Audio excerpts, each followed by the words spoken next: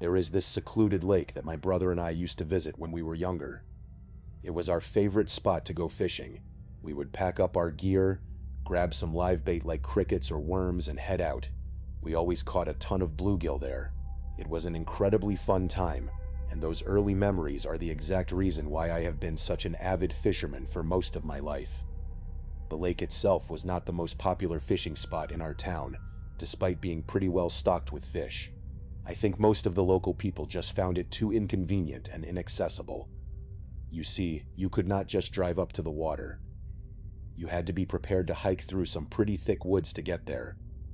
My brother and I were always up for the hike. Honestly, the seclusion of the place was actually one of my favorite things about it. It felt like we were sharing a private activity that not everyone else got to experience.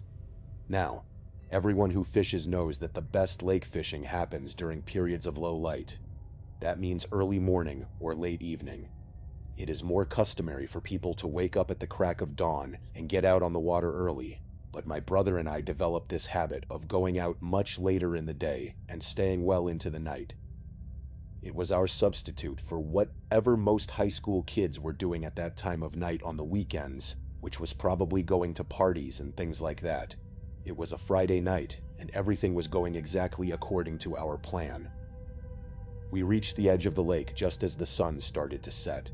By the time we had our hooks baited and our lines ready, the sun was already starting to dip below the horizon. We positioned ourselves on this little formation of rocks that made a good, comfortable surface for us and all our excess gear. It was a setup we had used hundreds of times before. But as we were fishing, something caught my eye on the far side of the lake. There was some kind of movement in the water. Judging by the sheer size of the ripples, I was honestly surprised it had taken me so long to notice it. I pointed it out to my brother JJ, and the two of us strained our eyes in the fading light, wondering what could possibly be causing it. Keep in mind, this lake was pretty sizable. When you coupled that with the low visibility of dusk, it was not like you could see perfectly clearly across to the other side. But then, as we were both looking at the ripples, something happened that I would have never expected. Not in a million years. A dark mass started rising out of the water right where the ripples had been. As it emerged, my initial assumption that it was just a huge fish was immediately dispelled. It was definitely not a fish. It was way too big, and it was standing way too upright. There was only one logical explanation. I think my brother and I realized it at the exact same time, because I heard him curse under his breath at the very same moment I did. It was a person. Just think about how strange that is on its own. Not only was there a literal person standing in a secluded lake after sunset, but they had just been completely submerged below the surface. And not just that, they must have been down there for quite some time too. Otherwise, we definitely would have noticed them swimming around earlier. It was freaky enough to make my heart start beating a little faster, and I immediately got this compelling urge to pack up our things and leave. But my brother did not want to go. He said that we had just gotten out there, and besides, that person in the water was too far away to have any kind of effect on us. I figured he was probably right, so the two of us spent the next few minutes watching the person in the lake, trying to rationalize what we were seeing. They were swaying back and forth rhythmically, almost hypnotically. Their movements were not jerky or choppy at all. They were perfectly fluid, like they were commanding the water around them, as opposed to merely swimming through it. Our fishing poles were completely neglected at that point.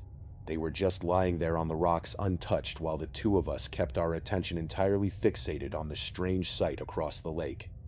Was it possible they were fishing? No, that seemed completely ridiculous. Who fishes while standing completely underwater? That was unheard of. JJ suggested that maybe they were just enjoying a night swim, which seemed plausible until I grazed the surface of the lake with my hand and instantly recoiled at how cold it was. You would have to be a complete psycho to enjoy swimming in temperatures that low. Without much else to do besides ignore them and keep fishing, I tried to snap out of my trance and encouraged my brother to do the same. But when I looked over at him, I realized that he was either much more invested or much more scared than I was. Maybe it was a mix of both. Instead of heeding my advice, he just sat there motionlessly with his lips slightly parted and his eyes glued to the lake. He was not even holding his fishing pole anymore. I said his name a few times in frustration before he finally averted his eyes and instinctively picked his pole back up. With a little shake of his hand, he said he was sorry, and the two of us tried to resume fishing, although it was pretty clear that our attention was completely elsewhere.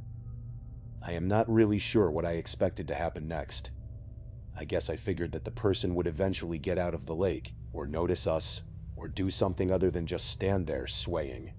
But after a few minutes of mindlessly casting and reeling, JJ tapped my shoulder and told me to look.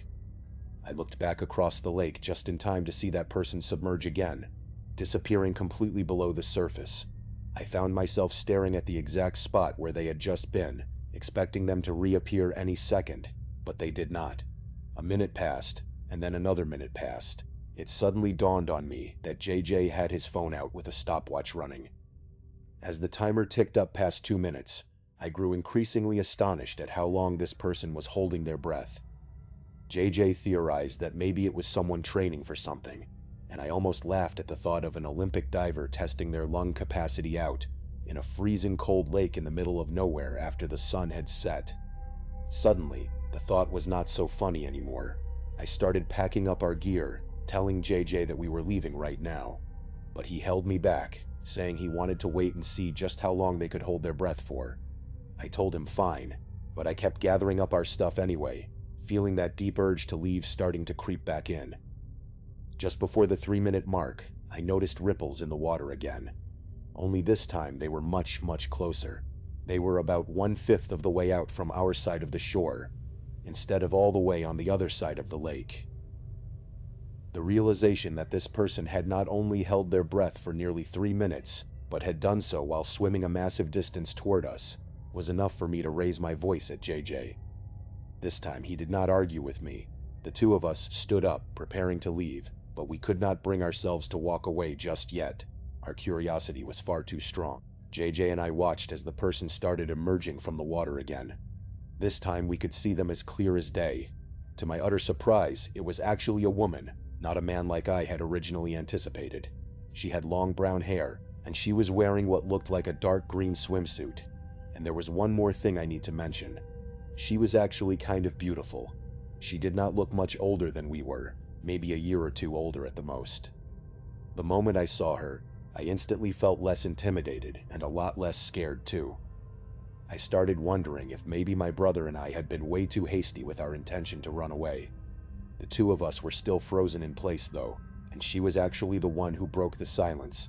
She flashed this very alluring smile at us and just said hi. It was almost like she was trying to be playful and coy, like she had not just held her breath for 3 minutes while swimming through a freezing cold lake in the dark. She was definitely a very strong swimmer. It was obvious from the way she bobbed around, seeming just as comfortable in the water as most people would be on dry land. I was completely dumbfounded, too perplexed to even speak, but my brother blurted out the exact question I was dying to ask. He asked her what she was doing out there. I had to remind myself that she was behaving like a crazy person, no matter how harmless she looked. She leaned her head back and simply said that she was swimming. My brother responded by saying, "Well, yeah, obviously." Then he asked her if she was training for something. She gave us another teasing smile, and it was something like that. Then she glided a little bit closer to us. Then she actually asked us if we wanted to join her. It was pure insanity. I spoke up for the very first time, asking her if she was crazy and telling her that the water was absolutely freezing. She just laughed at us, called us a couple of babies, and said we would get used to the temperature really fast. JJ told her no, and she immediately stopped smiling. She started glaring at us with a finger pressed to her lip, like she was deep in thought. I do not know if it was her sudden shift in attitude or the icy look in her eyes, but the alarm bells started ringing in my head, and I was absolutely terrified all over again. There were so many questions I wanted to ask her. Who was she? Was she out here alone? How long had she been in the water? Did she live nearby? But I did not ask any of those things. Instead, I just grabbed JJ by the shoulder and told the girl we were leaving. I am not sure what I was expecting her to do, but I definitely was not expecting her to start screaming. She screamed the word no at the very top of her lungs, and the sheer volume of it made me stumble backward out of pure shock. My brother and I quickly made sure we were not leaving any of our stuff behind on the rocks, and then we started running away from the lake. She kept screaming after us, though. She was yelling for us to come back and get in the water. As if that was not horrifying enough, she stopped using words and just started shrieking. It did not sound like human speech anymore. It was just this high-pitched, agonizing shriek that sounded like someone was actively being stabbed. I could still hear her screaming behind us by the time we were halfway back to our car. Part of me was fully expecting her to climb out of the water and start chasing us through the dark woods, but I do not know if she ever actually did. By the time we made it back to the safety of our car, JJ already had the police on the phone. He told the dispatcher exactly what had happened. Even though the police asked us to stay nearby so they could question us, JJ told them he did not feel comfortable doing that, and then he just hung up the phone. I probably would have done the exact same thing. That is just how badly I wanted to get out of there. You might think that this experience would have permanently discouraged my brother and me from continuing to fish at that lake. Honestly, it did discourage us, but only for a little while.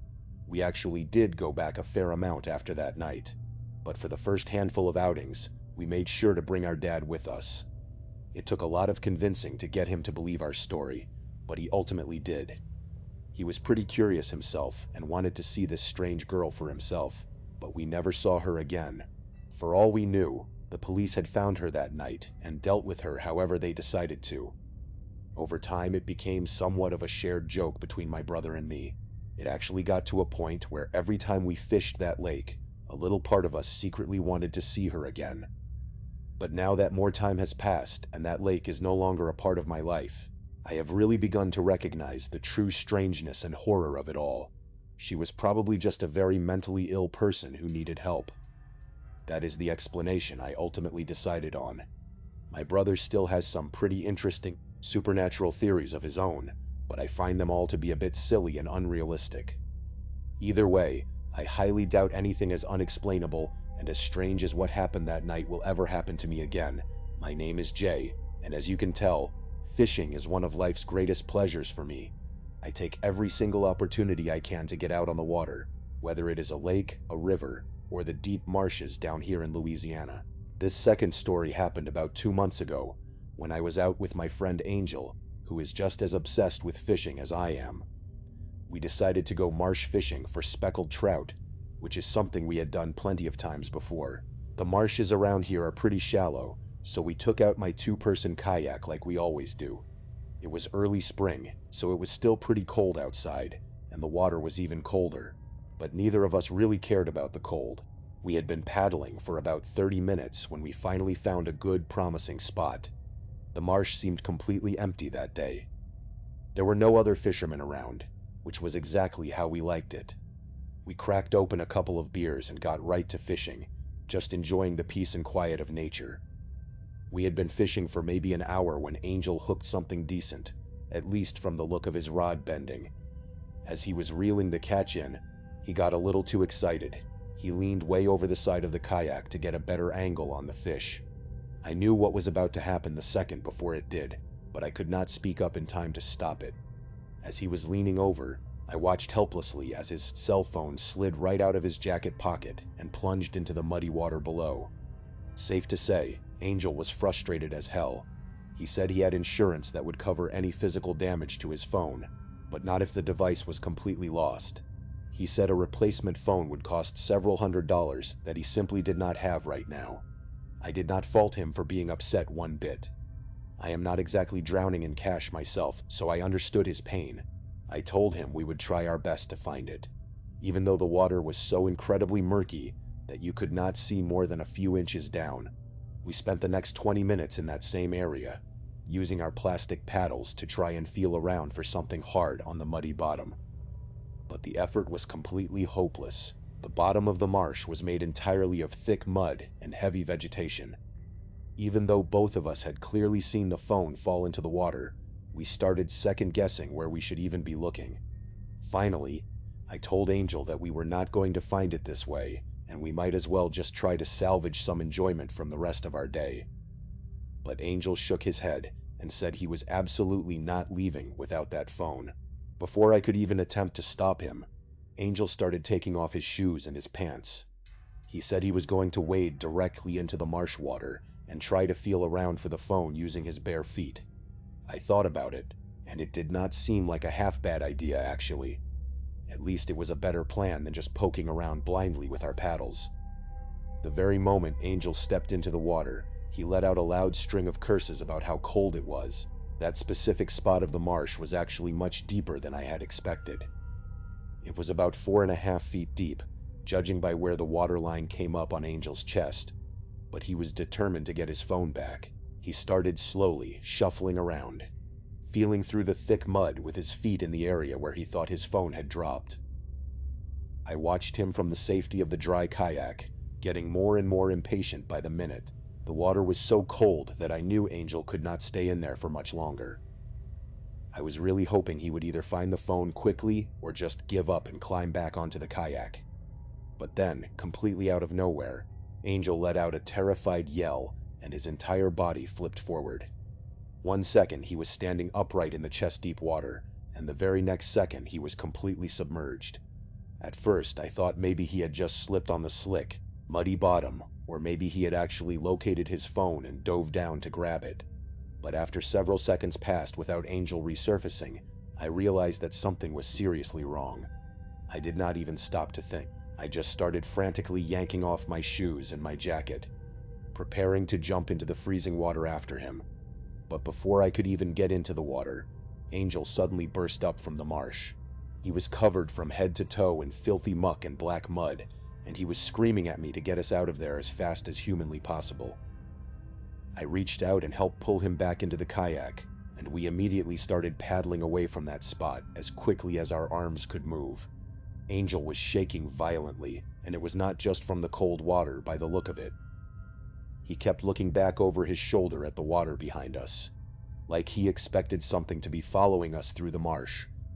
Once we had put a decent amount of distance between ourselves and that spot, I stopped paddling and asked him what had happened down there.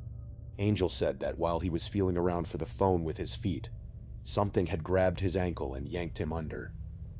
He had a really hard time describing what the physical sensation felt like. He said it was not exactly a human hand, but it was not a tentacle or a set of animal teeth either. It was just something very solid that wrapped itself around his ankle with incredible strength. According to Angel, after he went under, whatever had grabbed him tried to drag him away from where we had been fishing. He said he fought against it with everything he had, kicking and struggling frantically until he finally managed to break free from its grip. We called it a day and headed straight back to the boat launch, despite Angel not having found his phone. But that clearly was not what was on his mind anymore. The entire ride back, he barely said a single word. I kept trying to convince him that maybe it had just been a massive catfish or an alligator gar that had grabbed his leg. But at the end of the day, I had not been the one in the water to feel it, so I could not exactly convince him of anything. Angel insisted that what grabbed him did not feel like any kind of fish or underwater animal he had ever encountered before. He was so deeply unsettled and manic that I honestly started to feel pretty spooked myself. I mean, what could that thing have actually been? My mind started wandering, and it did not lead me to any good places.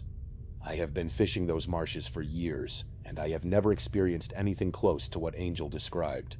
Even after doing a bunch of research online later that night, I was never able to find anything conclusive.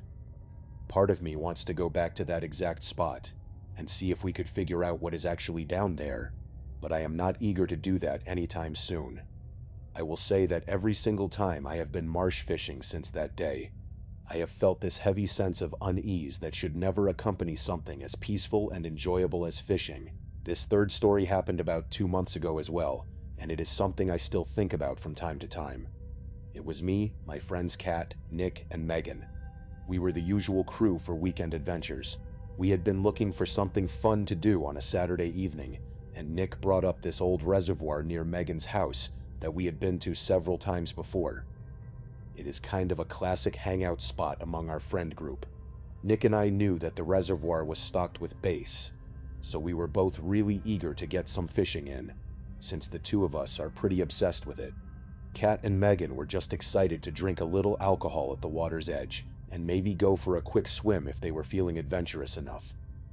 Megan's house is located way out in the sticks, and the reservoir is maybe a 10-minute drive away, followed by a short walk through some thick woods right behind her neighborhood.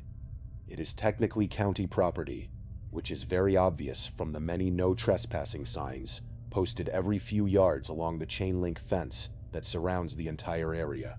But Megan had cut a small hole in the fence ages ago. We laughed about it every single time we went there, joking about how we had found this perfect, hidden oasis that nobody else in the county knew about. The reservoir itself is actually pretty small. It is surrounded by thick woods on 3 sides, and a small dirt access road runs along the 4th side. The water is crystal clear, and there is this nice little sandy area where we usually set up our camp. We call it the beach because of the sand, and the fact that there are some large flat rocks that are perfect for lounging on. It really is a beautiful spot, and since it is so secluded, we can blast our music and be as loud as we want without ever having to worry about disturbing anyone. The sun was already going down by the time we made it through the hole in the fence. Nick and I immediately started setting up our fishing gear, even though we both knew we probably would not be doing much serious fishing with the girls there. The girls spread out a large blanket on the sand and got right to drinking. It was an amazing vibe, especially since I had a little thing for Megan and Nick had a crush on Kat. As the girls were debating whether or not they should go for a quick swim, Kat pointed something out that none of us had noticed when we first walked up. She was squinting down the bank, asking if we saw that canoe sitting over there. We all looked in the direction she was pointing. Sure enough, a little ways down the shoreline, there was a metal canoe wedged into some tall reeds near the edge of the water. It was positioned very oddly, like it had just drifted into the reeds without being tied off properly to anything on the shore.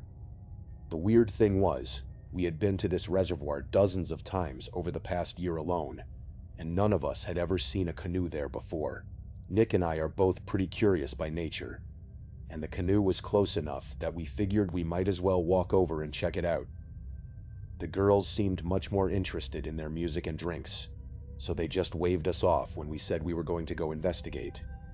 The walk along the rocky bank took us maybe 3 minutes. As we approached the canoe, I realized right away that something was wrong. It was not just an empty, abandoned canoe. It looked like someone had been using it very recently and had just walked away. There was an expensive fishing rod with its line still dangling directly into the water, right alongside a tackle box that was lying wide open, as if someone had been digging through it in a hurry. That was not the only thing we saw. There was a half-eaten sandwich wrapped in plastic sitting right on the middle seat. But the absolute strangest thing by far was the cell phone. It was sitting right there on the main seat of the canoe. The screen was locked, but the flashlight on the back of the phone was turned fully on. I pointed it out to Nick, asking him who on earth just leaves their phone behind like that, with the flashlight running. Nick just shrugged his shoulders, but I could tell he was thinking the exact same thing I was. All the other stuff, like the fishing gear and even the half-eaten sandwich, could be explained away easily. Maybe someone had heard us coming through the woods, knew they were trespassing, and took off running before they could get caught.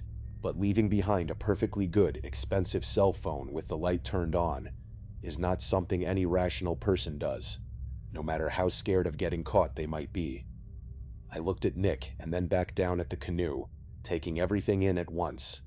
I know it does not sound super creepy just hearing about it, but in that exact moment, it was one of the creepiest things I had ever seen. If you had been there with us, you would have felt the exact same heavy feeling. There was still just enough light out that we should have been able to see whoever the canoe belonged to if they were anywhere nearby.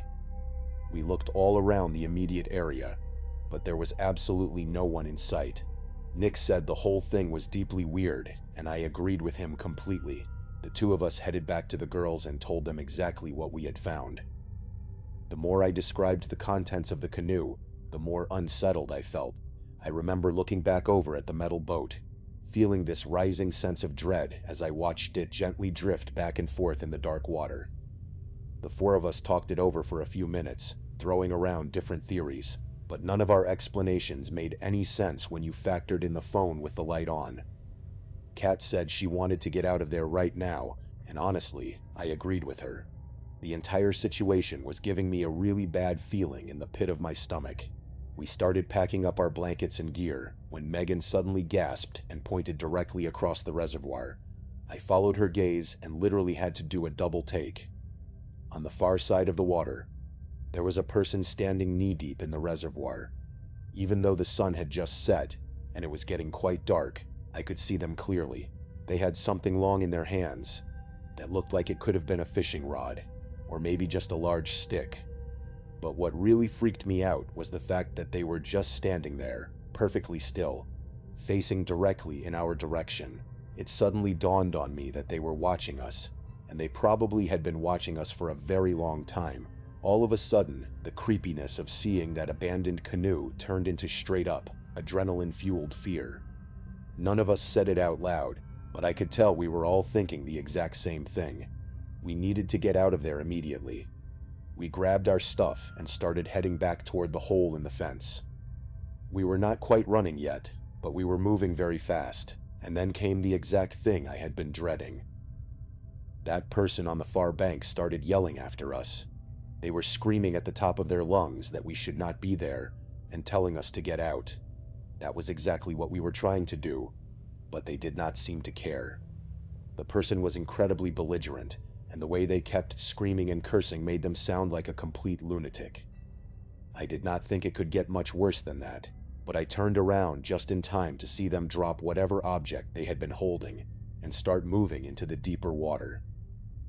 It took me about 2 seconds to realize what was happening. They were swimming across the reservoir directly toward us. I screamed at my friends to run, and the 4 of us completely took off. We sprinted as fast as we could, back to the hole in the chain-link fence and squeezed through one by one.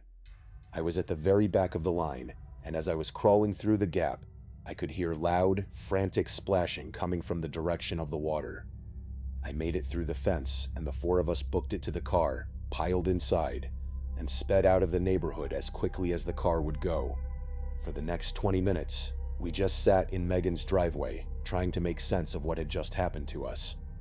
Kat was really shaken up, and Nick was doing his best to calm her down, but it did not look like it was working at all. She was practically in tears, and I could not blame her one bit. I was still pretty freaked out myself. None of us knew what to think about the situation. I wondered if that person screaming at us had been the actual owner of the canoe, but if so, why was their canoe all the way across the reservoir? And why were they standing in the water on the opposite side in the first place? Or, and this is the theory that really got to me, had that person done something terrible to whoever the canoe actually belonged to? But as Megan pointed out, that did not make much sense either, considering the fact that they chased us and drew so much unnecessary attention to themselves. Kat wanted to call the police, but what would we even tell them? We would have to admit that we were trespassing on county property and found an abandoned canoe, and that someone had yelled at us to get out of a place we were not supposed to be in the first place. We decided that was not a good option. It has been a few months since that night, and we have not been back to the reservoir since then. Part of me still wants to go back there to look for answers, but I have not been able to convince the girls, or even Nick, to come with me. It is probably for the best. I do not think I am going to forget about how creepy the whole thing was anytime soon. Water has a way of hiding things that we are not meant to see. Whether it is a strange woman who can hold her breath for an impossible amount of time, an unseen force that grabs your leg in the murky depths of a marsh, or an abandoned boat with a glowing phone and a hostile stranger swimming toward you in the dark. There is a deep, unsettling mystery to these places. It's time you find yourself by the water's edge as the sun begins to set.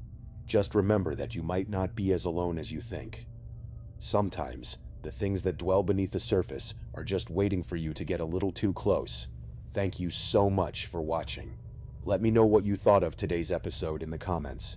And remember, we have a whole playlist of true crime episodes ready for you to binge right now. Until next time, see ya. About 15 years ago, maybe a little bit longer, I was in my early 20s and I was living that classic dream of trying to become famous. I was never a good student in school, and I was always known as the class clown. The one thing that I always did exceptionally well as a kid was making my friends laugh. It was my superpower. So, instead of going to college or getting a normal job right after high school, I made the bold decision that I was going to become a stand-up comedian. Now, spoiler alert, I did not actually become a famous comedian, which in hindsight is probably the best joke of my entire stand-up career. Instead, what I got was nearly a decade of bombing on stage in front of empty rooms. And even worse than the constant rejection, the most terrifying single-handed experience of my entire life happened to me because of this dream. For a little bit of context, doing stand-up is incredibly hard, and it is definitely not lucrative when you are not successful. Not to mention, stand-up comedy was not nearly as popular back then as it is today. To say it is a grind is a massive understatement. You question your decisions every single time you perform, right up until you get that one crowd that laughs at one of your jokes. The high you experience from the crowd laughing and cheering is completely intoxicating. It is like nothing else, and I assume that is why comedians constantly keep grinding through the misery. Part of the grind is finding gigs that will pay you, or even just let you perform for a couple of minutes. I was fortunate enough to have several open mics in my hometown, but you are not getting paid at an open mic, and a lot of the time you are sharing the stage with all sorts of other talented people, and not just comedians. Nothing kills a comedian's momentum like performing right after someone who just poured out their soul with life-altering poetry. After a few years of performing at open mics, I decided to try to reach out to club promoters and local comedians who would get booked for actual shows. Most of the time, these shows would be several hours away if I were lucky. Usually they were even further than that. I did a few shows, and this is where the grind gets very real. It is also where my story takes a very terrifying turn. I did not have very good luck with these traveling shows. I was not getting paid, and I was driving 4 or 5 hours across state lines just for 5 minutes of exposure. This was definitely not an ideal situation for someone who was broke and barely had any income coming in. One night, I had an amazing opportunity to perform at a show that was being held 5 hours from where I lived. This show was a competition for comedians trying to break into the mainstream. The first place prize was $1,000, but the real prize for me was that several moderately famous comedians were going to be the judges of the show. It was my chance to show actual comedians that I had real talent. The worst part for me when I would make all these trips was that I had a garbage car and an old cell phone that was about as reliable as those big 1980s brick cell phones.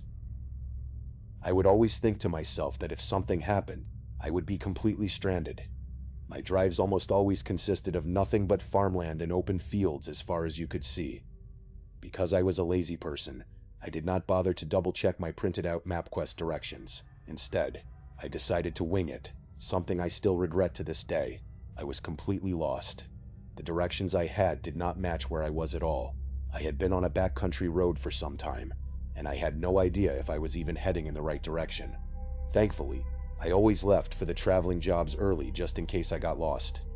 I may have been lazy, but I knew myself well, and getting lost was not uncommon for me.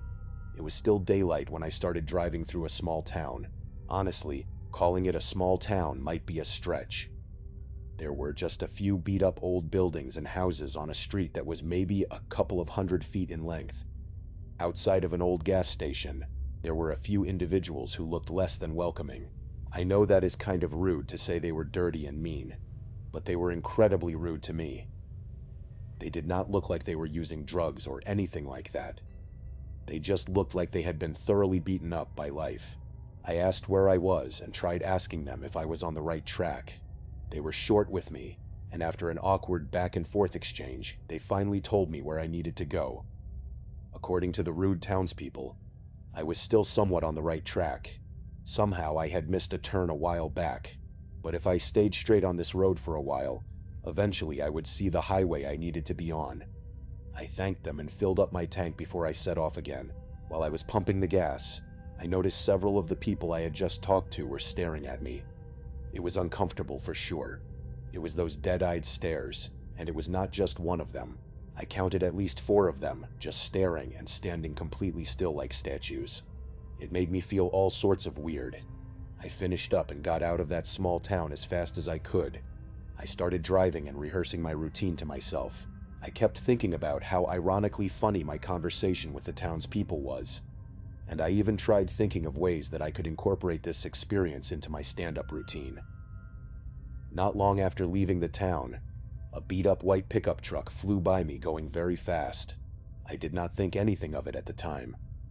When it was around dusk, I had been driving for nearly an hour since I left the town. There was nothing but trees on the left and right sides of the road. I had that sinking gut feeling that I was probably lost. As I continued down the road, I heard a loud sound from underneath my car, and I started losing control of the vehicle. I knew right away what had happened. It was unmistakable. I had somehow gotten a flat tire. I pulled over to inspect the damage. I could not believe my eyes. It was not just a flat tire. Both of my front tires were completely obliterated. When I leaned over to take a closer look, I noticed that the tires were impaled with several nails. I pulled out my terrible cell phone, and of course the service was not good. I tried calling a tow truck, but I had no idea where I was or even what road I was on. I hung up the phone. Instead of panicking, I was starting to get angry that I was going to miss the show. I was stupid, and my priorities were elsewhere. I decided to call one of my friends. I described everything that I remembered about the drive, and I told him about the small town with the gas station. He told me he was going to try to look up where I was, and that he would call me back. I did not know if I should just stay put in the car, or if I should try walking back in the direction of the town.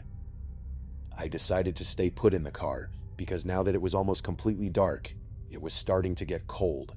It was clear now that I was not going to make the show. While I was waiting to hear back from my friend, I noticed two bright headlights popping out from the horizon behind me. The headlights stopped moving a good distance from my car and did not continue in my direction. The car was close enough that the lights were bright and annoying, but far enough away that I could not tell what kind of car it was. I did not know if it was a cop or some local trying to call the police to report a vehicle on the side of the road. If you are wondering why I did not just call the police, it is because I was driving a car that was not inspected or properly insured at the time, and I was not trying to get that ticket in another state. Several minutes went by, and the car never moved. It just stayed parked a good distance behind me, shining those bright lights. After probably a good 5 minutes or so, the bright lights started to get a little closer. The vehicle was slowly moving towards the back of my car. As that was happening, two more lights could be seen in front of me, making their way toward me quickly. The loud vehicle stopped inches from my car. Eventually, the car that was behind me was parked directly behind my car, and I still could not tell who it was. While I was trying to adjust my eyes to the bright light in my rearview mirror, I noticed that the car doors from the vehicle in front of me were now open. That is when I noticed it was a white pickup truck, the same beat-up white pickup truck from earlier. Before I could notice anyone coming, I heard a loud bang on the driver's window, and I could not believe my eyes. It was the rude man from the gas station. I started to panic because the man was trying to open my car door. Even though it was locked, he was aggressively pulling on the door. He started to beat on the car window. I was not sure how long my window would last before it broke. As this was going on, I noticed one of the other men from the car make his way to the passenger side of my car. He also started to aggressively try to open the door. I was trying to yell at them to stop, but it was like they did not understand what I was saying. They were just grunting and smashing the car doors. The guy at the driver's side door stopped trying to break in for a moment, and instead just stood there staring directly at me. It was just like those vacant stares from the gas station earlier. I cannot even begin to explain how horrible that moment was. With no notice at all, he just started screaming. And it was not just a normal scream. He was howling and screaming at the top of his lungs. I do not know what came over me at that moment, but I decided that the best course of action was for me to just try and get out of the car and run. I pushed open the door as hard as I could, and thankfully it was enough force to knock the man over. I ran as fast as I could into the woods. But instead of running blindly into the pitch-black forest, I decided to dive to the ground only several feet into the woods. I hoped that these guys would think I ran deeper into the woods, and thankfully, that is exactly what happened. Moments later, I heard the heavy footsteps of several people running right by me.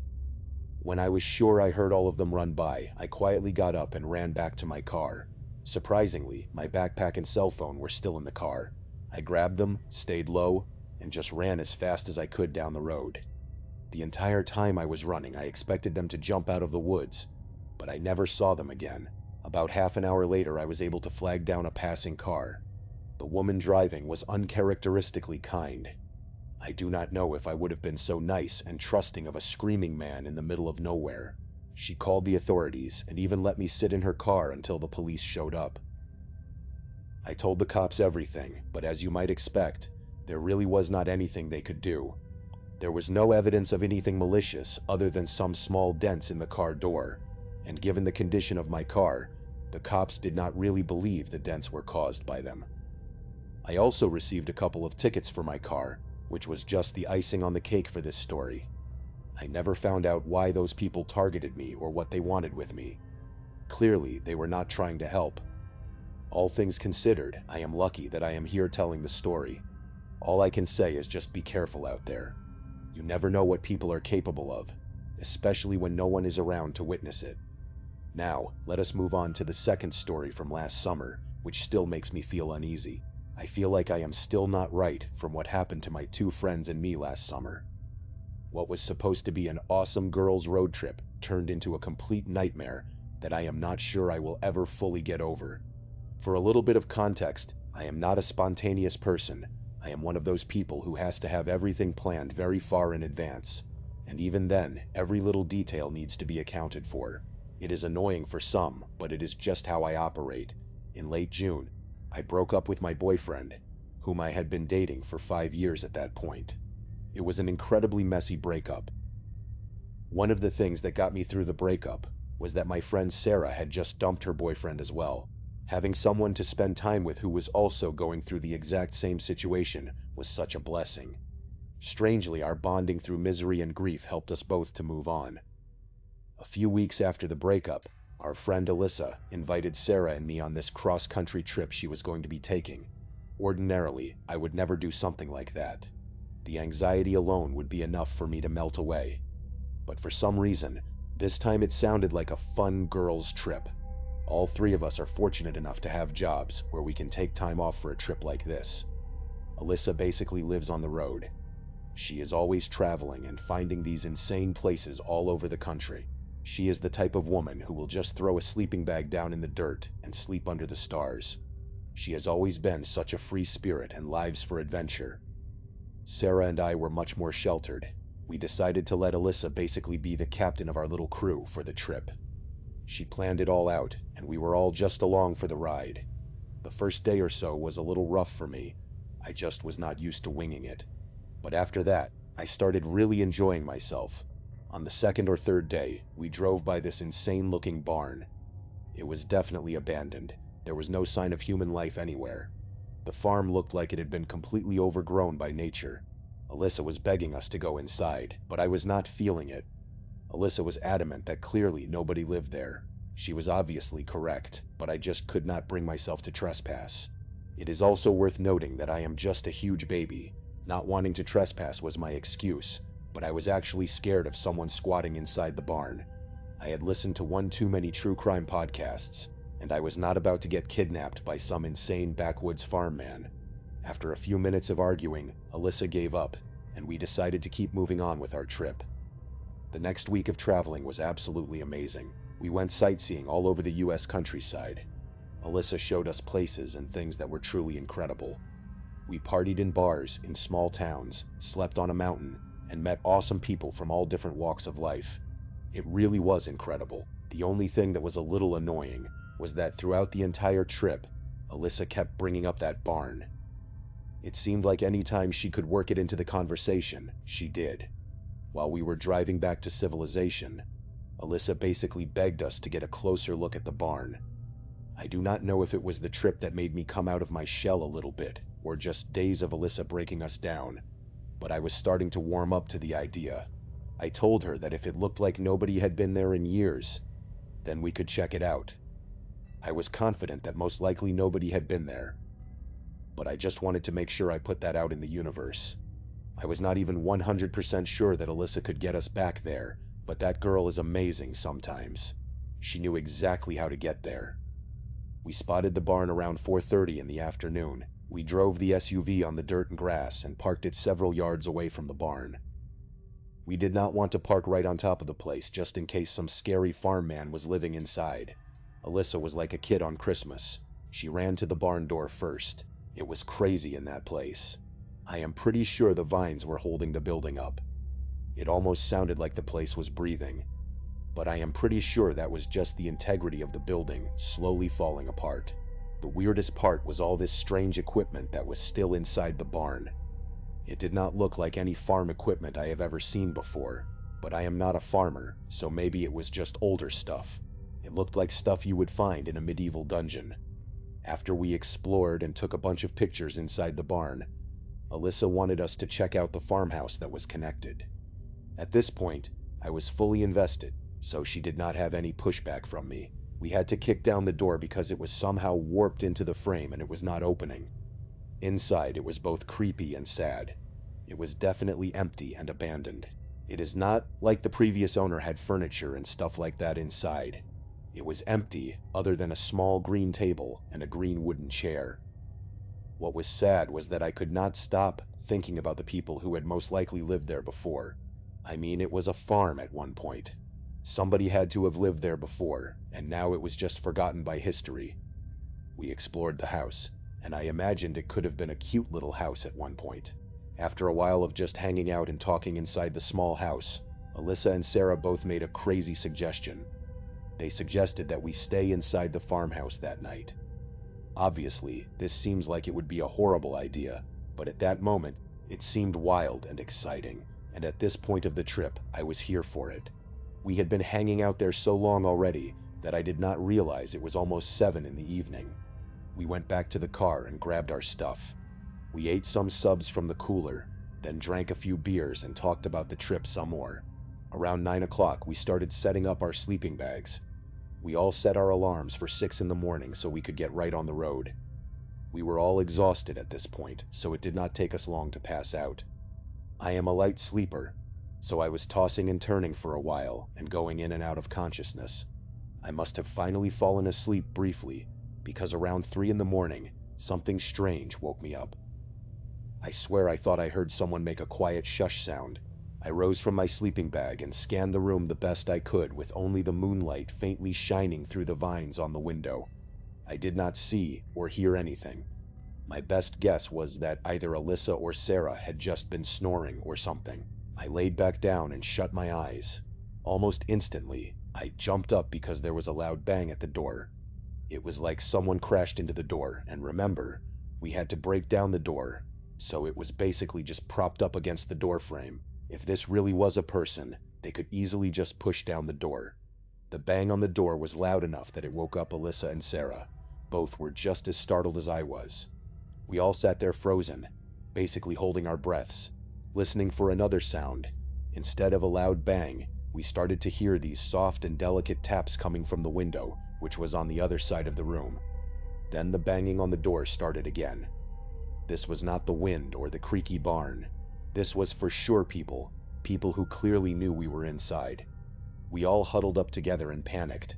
It is easy to say what you would do in this situation, but I promise you, you would probably be paralyzed as well. The banging on the door stopped, and then the door was pushed open. 2 skinny men and 1 skinny woman walked inside. I would say all of them were maybe in their late 30s. They did not rush in or do anything insane. Instead, they just slowly walked in and stood in front of us. Somehow, just walking in normally like that was so much scarier. Sarah started to scream, and in response to Sarah's screaming, one of the men started screaming. It was like he was mirroring her scream. The woman of the group started to shush Sarah. The man in the middle of the group started to gesture with his hands, almost like a mime. I did not even realize until that moment that all 3 of them were holding weird masks that they put on after the man was done gesturing. The masks were so weird. I know that is vague, but I have never quite seen masks like this before.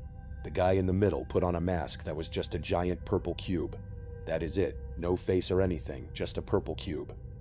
The other man, the one who was screaming, put on a mask that kind of looked like a homemade Batman mask that was made of cardboard. Then the woman put on what looked like a medical mask with plastic icicles.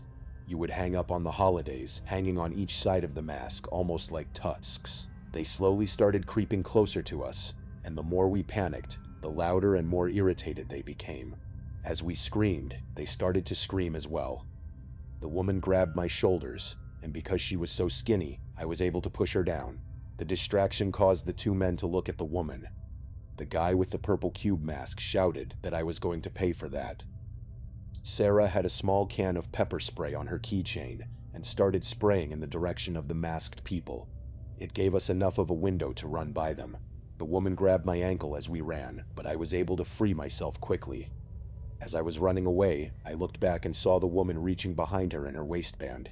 I ran to the car as fast as I could. I did not want to wait and find out what she was reaching for. We could still hear them screaming from inside the farmhouse. They did not chase us for some reason.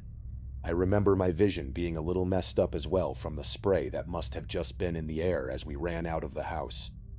We drove away as fast as we could and made it back home in record time.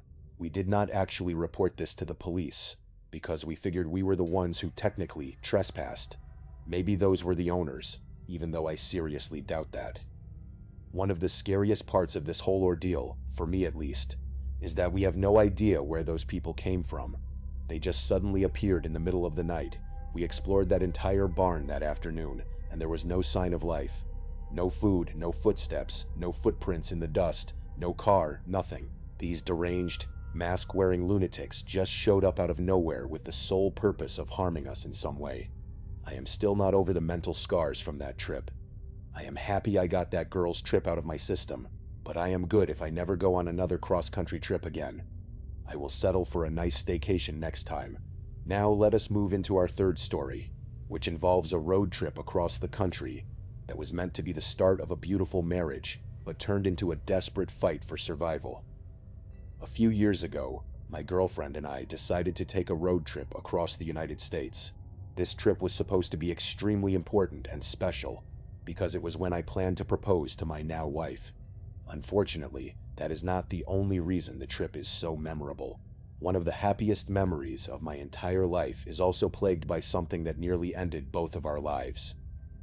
This is the first time I am trying to write this story down, instead of just telling it verbally, so please bear with me. For a little bit of backstory, I have a truck with a large cargo bed. It was more than big enough for her and me to lie down on an air mattress in the bed of the truck. We spent days hiking across the country and sleeping in designated camping areas in the back of my truck. I had camped a few times as a kid with my family, and I always hated setting up tents and sleeping on the cold ground. Sleeping in the comfort of my truck felt like a hybrid version of camping, and I was absolutely here for it. We both love the outdoors, but we would be the first to admit that we are not the most natural survivalists. Every night on the trip was beautiful. We were incredibly lucky when it came to the weather. Every night we would fall asleep staring up at the sky. And let me just tell you, if you have never gazed at the stars in the wilderness, you need to change that right now. One of the few downfalls of the trip was that my girlfriend was the absolute lightest of light sleepers. Every single sound woke her up. We were out in nature, so that means every gust of wind, every bird sound, and every tree rustling caused her to wake up instantly. I would always offer her something to help her sleep, but she would always deny it. She said it would make her wake up feeling groggy, apparently much more groggy than being half asleep all night. But it was not being a light sleeper that kept her awake on this trip. She has a crippling fear of bears. Ever since one of her co-workers told her that her family was attacked by bears on a camping trip, my girlfriend has been on high alert. Every single noise she heard on the trip, she assumed was a bear. Now, with the backstory out of the way, I will share what was almost the last night on Earth for my girlfriend and me. About 3/4 of the way through the trip, I proposed, and she said yes. It was one of the happiest days of my entire life. With the stress of proposing out of the way, I slept like an absolute baby that night. That next morning, she was the most tired she had been on the entire trip. When I asked her if she was scared of the noises, she kind of paused and did not answer right away, which was very weird behavior for her. She then went on to tell me that she woke up in the middle of the night because she swore she could hear someone walking on the outside of the truck. She stayed lying down, so she did not see anyone, but she was convinced someone was walking just outside the truck bed. Every time she tried to sleep, she could hear the sounds of walking, and she was sure she even heard mumbling or talking at some point. I did believe her.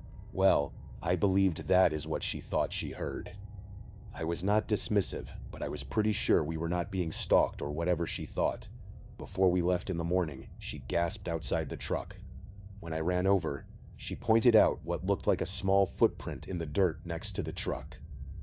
I was probably being ignorant, but I thought it was a stretch to call it a footprint. I asked if it could have possibly been her footprint, and she instantly protested. I did not argue with her, because I could tell she was still really freaked out. I made sure I checked my truck before we left, and confirmed we did not have a secret passenger. I did find in the back seat of my truck that my personal planner was on the seat, and it was open. It was open to the page where I had a list of places we were going to stop each night, but I did not think anything about it at the time. I figured she was looking at it beforehand, or it is possible that I could have left it there myself. I put it back in my bag, got ourselves ready, and we hit the road. It took a little while for her to get out of her morning fog, but after a large coffee, she was feeling like herself again and did not bring up the previous night. We spent the next day just being obnoxiously in love as we hiked through the mountains. Night was approaching, so we set up our little camp nook in the truck bed. I could tell she was a little more uneasy tonight than she had been any other night. It was not the bears that were freaking her out anymore. It was the possibility of another person outside the truck. I told her we could sleep inside the locked cab of the truck, or even find a hotel if she wanted to. But she insisted that we stay in the truck bed since it was our last night in the wilderness. I decided to stay awake on this night and make sure she fell asleep safely. It took her a while, but she finally passed out around midnight.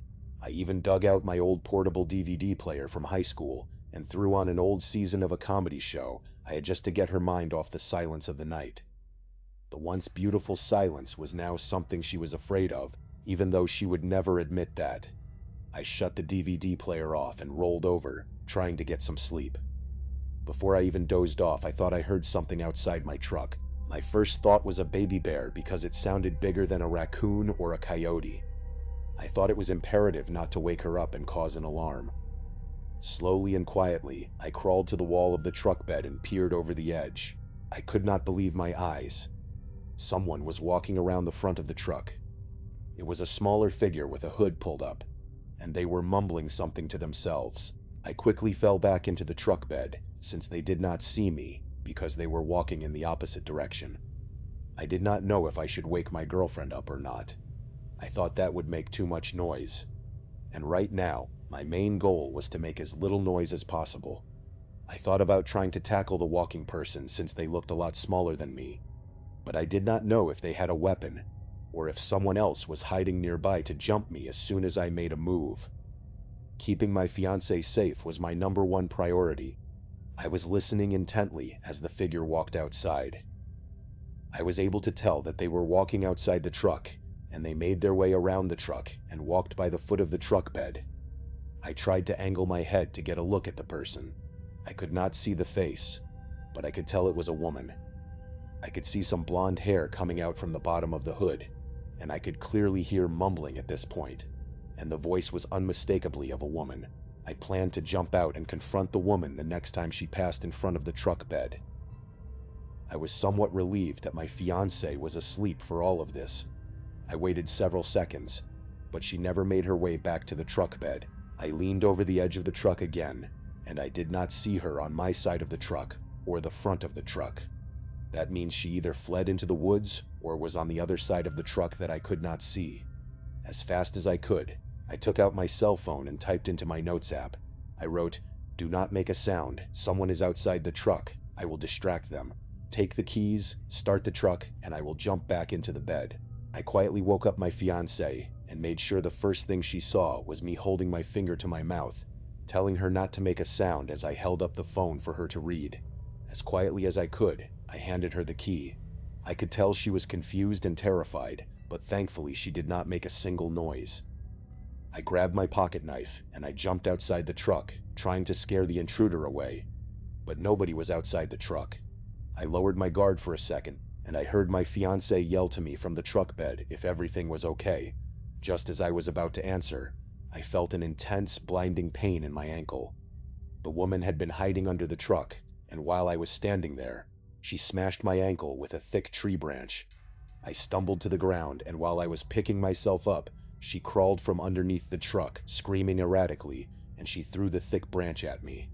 I put my arms up in defense, and she pulled out what I think was a kitchen knife of some kind, and she started to swing it around crazily. I continued backing away from her insane movements, and once I felt like we were far enough away from the truck, I shouted to my fiancée to start the truck now. She jumped from the side of the truck bed and got to the driver's door. The woman immediately diverted her attention and started running for my fiancé. We were far enough away that my fiancé was able to start the truck, and she drove off, leaving a massive cloud of dust. The woman started to scream, and it almost sounded like she was crying. My fiancé drove a few feet before turning the truck around and driving straight in the direction of this insane woman. The woman had to dive out of the way. That is when I finally saw her face clearly in the headlights. It was my ex-girlfriend. She had some serious psychological problems when we were younger, but the last I knew she was doing well. I could not believe it. Our breakup was not good at all. I even had to get the law involved at one point, because she would just stalk around the outside of my house in the middle of the night, and then claim her only crime was that she was still in love with me.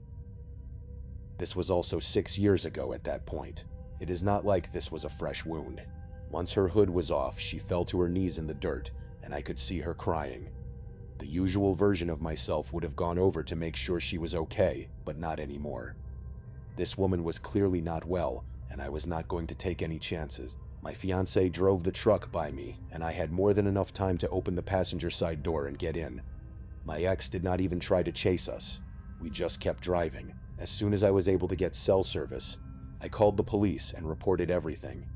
Most surprising was that she eventually just went home a few days later, and the police confronted her. To her credit, she did not deny anything. She even told the police that she wanted to be taken in because she is not well. She claimed that she had stolen my travel planner months prior when she was secretly stalking my house, and she had used the written itinerary to track us across the country. She admitted that she wanted to kill my fiancé. When they asked if she wanted to harm me, she apparently just cried. The last update I received about her was that she was in some type of secure mental institution, but I am not sure how long she was supposed to be there. It has been a few years, and nothing of note has happened since. I rarely think about that night, but whenever I hear stories like this, I am reminded of that horrible experience, and it makes me wonder if I will ever see her again. My wife looks her up on social media platforms all the time, but as of the time of writing this, she is still completely missing in action, and I hope she remains that way to me for the rest of my life. Now let us think about these 3 distinct encounters, because they point to a much deeper and darker reality of our modern world. When you take a step back and examine these cases, you start to see a very clear and chilling pattern. In the first story, our stand-up comedian was targeted on a lonely backcountry road. It was a classic setup. The nails on the road were not an accident. They were placed there deliberately to disable a vehicle. The individuals at the gas station had identified him as an outsider, someone who was vulnerable, alone, and lacked local connections. The initial theory when a car breaks down in a remote area is often that it was just bad luck. People assume a flat tire is a routine mechanical failure, but the investigation, even though it was brief and hindered by a lack of initial police interest, revealed something much more calculated. The placement of the nails, the coordination between the white pickup truck and the secondary vehicle to box him in, and the aggressive attempt to break into the vehicle showed that this was an organized ambush. The flaw in their plan was simple. They did not expect him to fight back so aggressively, nor did they expect him to use the dense woods to trick them. By hiding just a few feet into the brush instead of running deeper, he completely subverted their expectations. This small, split-second decision was the only reason he survived. In the second story, we see a completely different kind of threat. 3 young women on a road trip, seeking adventure, ended up trespassing in an abandoned barn and farmhouse. The initial misdirection here was that the place was completely vacant. They checked for footprints, dust, and any signs of life during the afternoon and found absolutely nothing. They assumed they were completely alone in the wilderness. But the dark truth was that someone was watching. The reveal in this case is one of the most bizarre and disturbing aspects of modern backcountry encounters. The three individuals who entered the farmhouse did not behave like normal criminals. They did not demand money or car keys. Instead, they engaged in a highly theatrical, deeply unsettling performance. The strange masks, the purple cube, the cardboard Batman mask, the medical mask with plastic icicles, and the deliberate mimicking of Sarah's screams pointed to a deeply disturbed psychological group dynamic. It is highly likely that these individuals were living nearby, perhaps in a hidden underground shelter or a neighboring property that was not visible from the main road. They used the abandoned barn as a staging ground for their sick games, waiting for unsuspecting travelers to wander in. The flaw in their assault was the pepper spray. They did not expect the girls to be armed with a non-lethal self-defense weapon, which created just enough chaos and sensory overload for them to make their escape. In our third story, the threat was not from random strangers or local lunatics. It was far more personal and calculated. The initial theory when the girlfriend heard noises outside the truck bed was that it was simply a bear or a wild animal.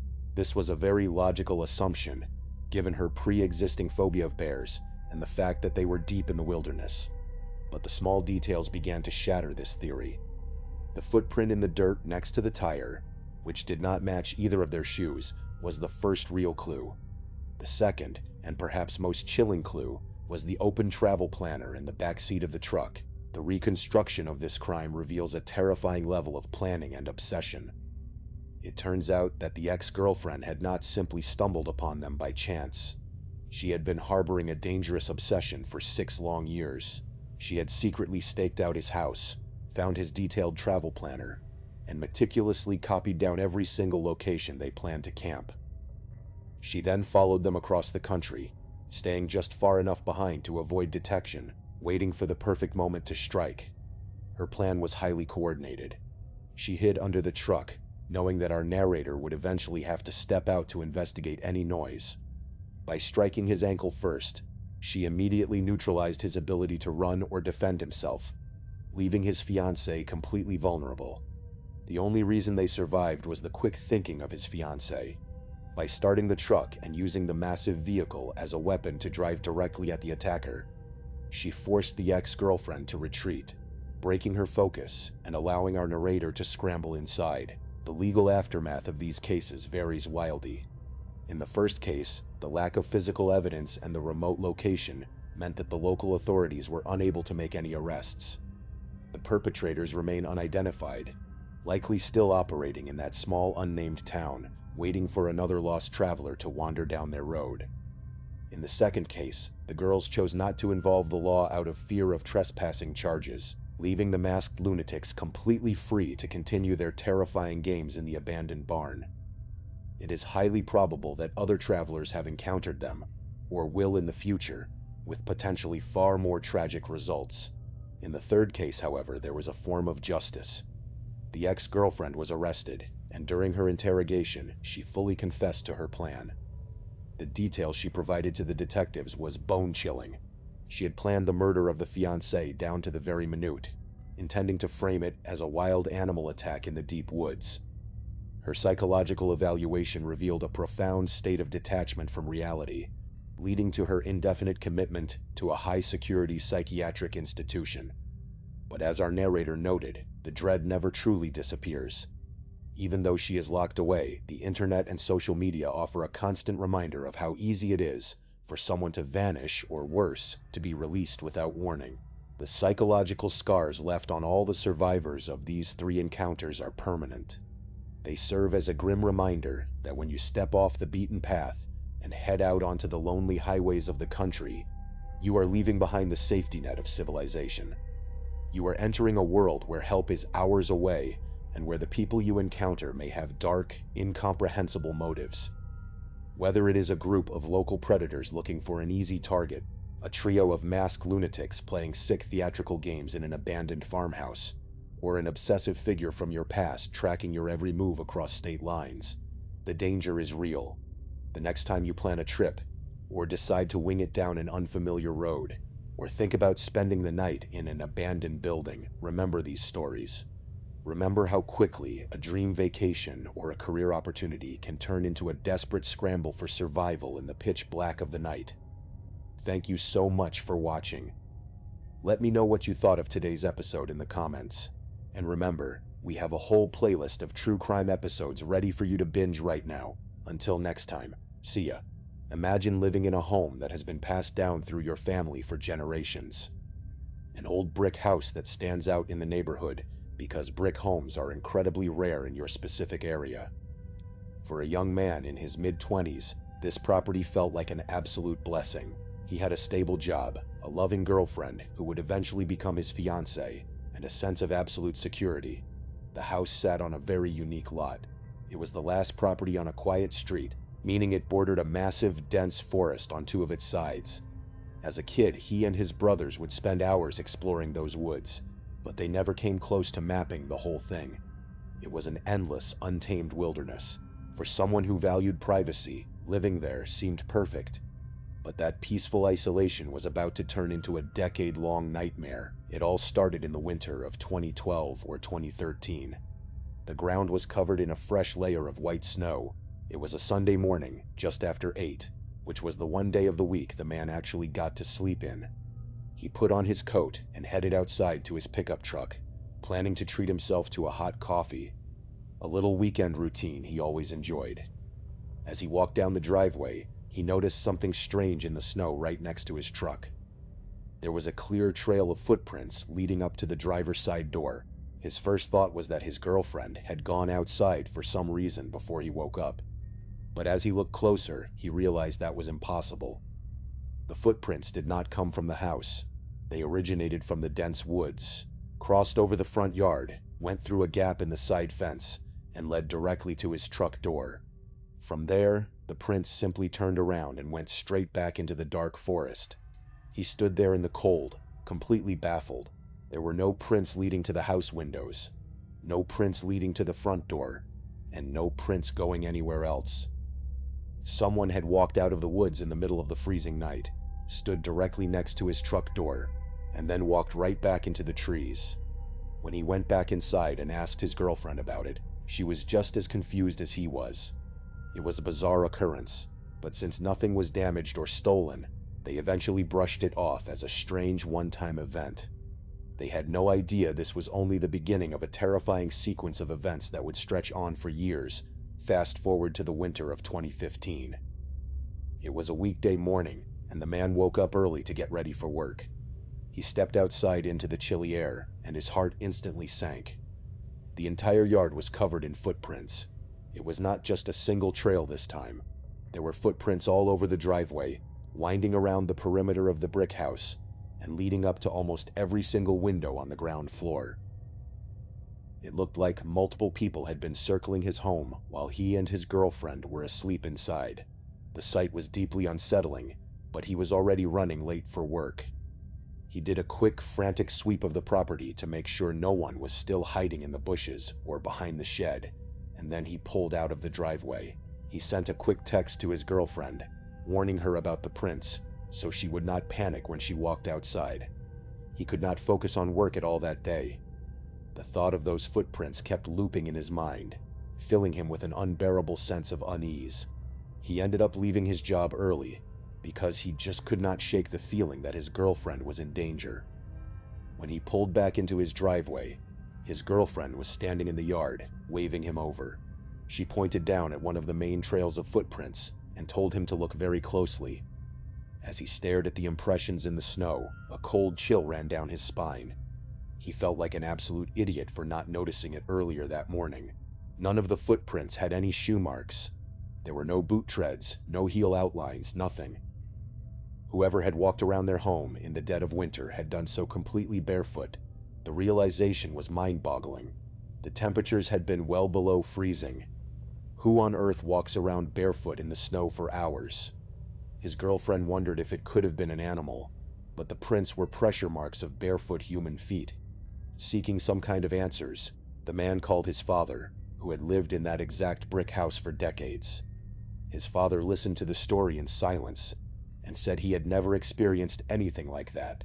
He told his son to grab his rifle and try to track the footprints into the woods. The man really did not want to, but he knew he had to protect his home. His girlfriend wanted to call the police, but the man pointed out that no crime had actually been committed. There was no property damage, and the police likely would not send a search team into the massive forest over simple footprints. He promised her that if he found anything, he would call them. He slung his rifle over his shoulder and stepped into the snow-covered forest. He told himself he would turn back the moment the sun started to set. He followed the barefoot tracks deep into the trees, walking in silence for about 30 minutes. The forest was dead quiet, save for the sound of his own breathing and the crunch of snow. Suddenly, he came to a stop. Right in front of him, the single trail of barefoot prints split into two separate, diverging paths. He stood there, completely paralyzed by a new, terrifying thought. Had he been tracking two people this whole time? Up until this point, he had assumed it was just one person. The idea of facing multiple intruders in the middle of a massive, isolated forest made him incredibly uncomfortable. He stood there in the quiet woods, trying to make sense of what he was seeing. If there were two people, how did they manage to walk in the exact same footprints for 30 minutes without making a single mistake? It seemed impossible. He wondered if someone had walked backward from deeper in the woods to create a false trail, or if one person had been carrying another on their back. Every theory he came up with was more disturbing than the last. With the daylight quickly fading, he decided he had had enough. He turned around and walked back to the safety of his home. That night, they did call the police, but just as he had predicted, the officers told them there was very little they could do without any evidence of a crime. To make matters worse, a heavy snowstorm rolled in that night, completely burying the tracks and erasing any physical evidence. After that terrifying night, several years passed without any further incidents. The man and his girlfriend got engaged, and their lives moved forward.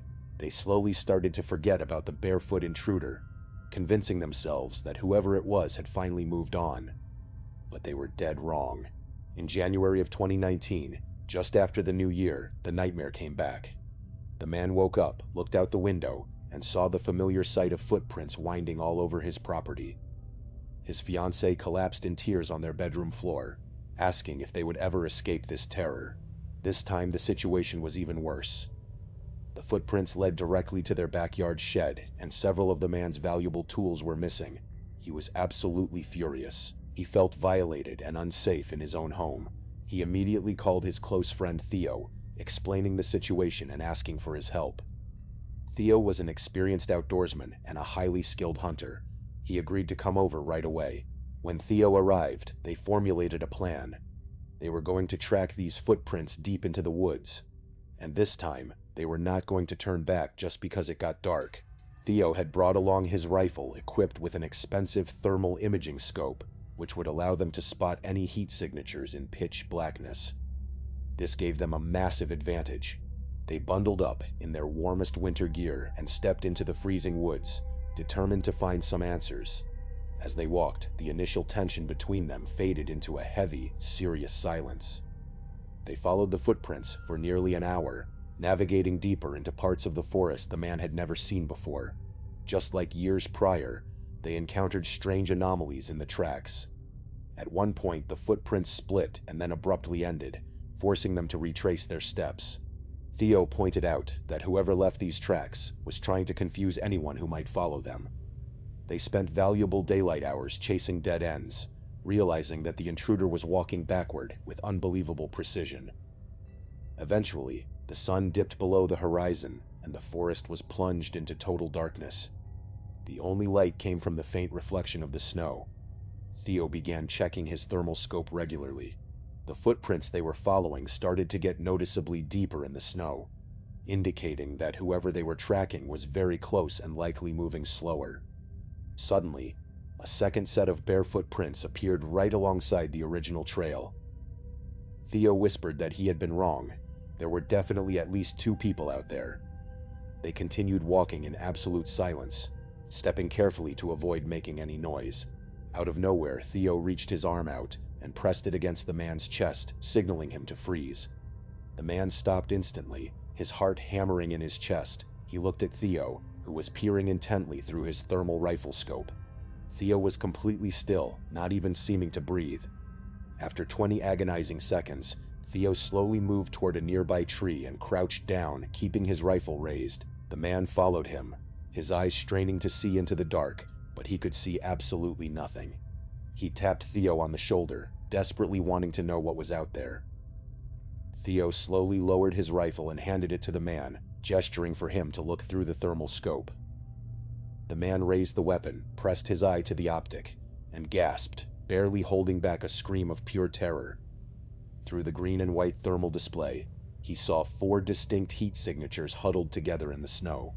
At first glance, they looked like bears, but as he adjusted his focus, he realized they were human beings.